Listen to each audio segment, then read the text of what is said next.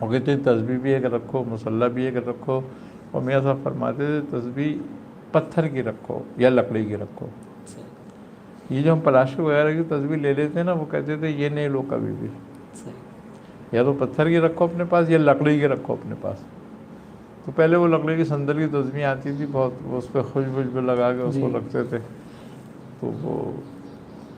وہی ہوتی تھی تسبیح، اس پہ دم پڑھتے تھے اس پہ۔ تو اس تسبیح کی بھی بات یہ ہے کہ تسبیح بھی کھلی رکھنی نہیں چاہیے۔ وہ کہتے ہیں نہ لٹکاؤ نہ جی کھلی رکھو، یا تو اپنے گلے میں تسبیح کو رکھو، صحیح یا پھر اس کو کسی غلاف وغیرہ میں رکھو، صحیح اور تسبیح ایسی جگہ رکھو کہ اگر کوئی اس پہ سے گزرے تو اس پہ سایہ اس کا نہ پڑے اس پہ، کیونکہ گھر میں پاک ناپاکی ہوتی ہے، جی تو اس لیے کہتے ہیں سایہ بھی نہیں پڑنا چاہیے اس کا اس پہ۔ تو بہت سارے قاعدے ہیں۔ اس کے علاوہ پھر وہ یہ بھی ہے کہ تسبیح چلانا کیسے ہے، جی یہ بھی ایک مسئلہ ہے کہ تسبیح کو اپنی طرف ڈالنا ہے دانے کو، یا دانے کو آگے ڈالنا ہے۔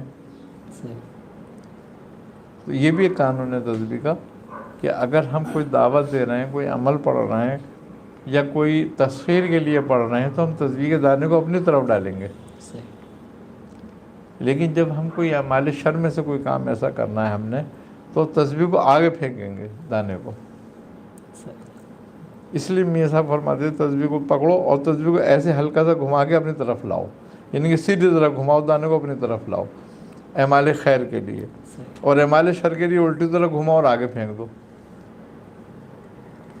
صحیح تو ابھی اکثر لوگ تو تسبیح کا قانون بھی نہیں جانتے، جی جی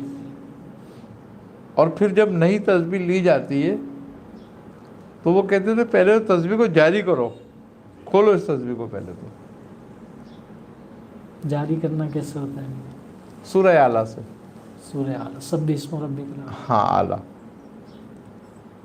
اس کی آیتوں کو، پہلی اس کی آیت کو جو ہے وہ اس تسبیح پر فرماتے تھے 101 بار پڑھو، تاکہ یہ تسبیح تمہاری جاری ہو، اور اس پہ لا کے پہلے اس کو اچھی طریقے سے دھو، اور دھونے کے بعد پھر اس کو خشک کر کے اس پہ عطر لگاؤ، اور عطر لگا کے یہ سورہ اعلیٰ پڑھو، اس کی پہلی آیت اس کے ساتھ اس پہ،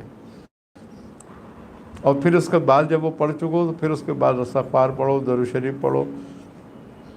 اور پھر یہ تسبیح تمہاری کام کی ہے، اب اس کو کام میں لو، اور اس کو کسی دوسرے کے ہاتھ میں مت دو۔ تو یہ تسبیح کا اور مصلی کا بھی ایک قانون ہے، لیکن یہ ہے کہ ہمارے تو کوئی مسئلہ ہی نہیں ہے، جب بھی جو تسبیح ہاتھ لگی اسی پہ پڑھ لیا بیٹھ کے۔ اچھا کاؤنٹر جو ہے، ہم کاؤنٹر پہ پڑھتے ہیں، ہم جی بھی پڑھتے ہیں کاؤنٹر پہ، جبکہ کاؤنٹر پہ کاؤنٹ نہیں ہوتا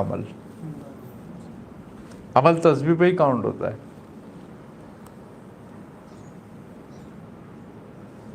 منع فرماتے تھے کاؤنٹر، اس زمانے میں خیر کاؤنٹر تھے بھی نہیں، جی لیکن انہوں نے فرمایا کہ تسبیح کے علاوہ عمل کاؤنٹ نہیں کرو کسی بھی چیز پر۔ اچھا ہاں، اب ایسا ہوتا تھا ہمارے پاس کہ مثال کے طور پر ہمارے پاس 100 دانے کی تسبیح ہے، وہ 99 دانے کی تسبیح ہوتی تھی، اور ایک ایک دانہ اس میں وہ ہوتا ہے محرابی، تو وہ میاں صاحب فرماتے تھے کہ بادام چھلکے والا نہیں ہوتا، جی یہ لا کے رکھ لو اپنے پاس۔ اگر مثال کے طور پر تمہارے پاس تمہیں 10 تسبیحیں پڑھنی ہیں اور تم یاد نہیں رکھ سکتے تسبیح کتنی پڑھ لی ہے، تو ایک ایک بادام ایک طرف کرتے رہو۔ میں نے کہا پتھر یا کنکر کہنے کے نہیں، جب تم حجرے سے باہر ہو، اگر جنگل میں ہو، میدان میں ہو، تو وہاں تم پتھروں کا کر سکتے ہو، لیکن جب اپنے حجرے میں ہو تو بادام سے کرو۔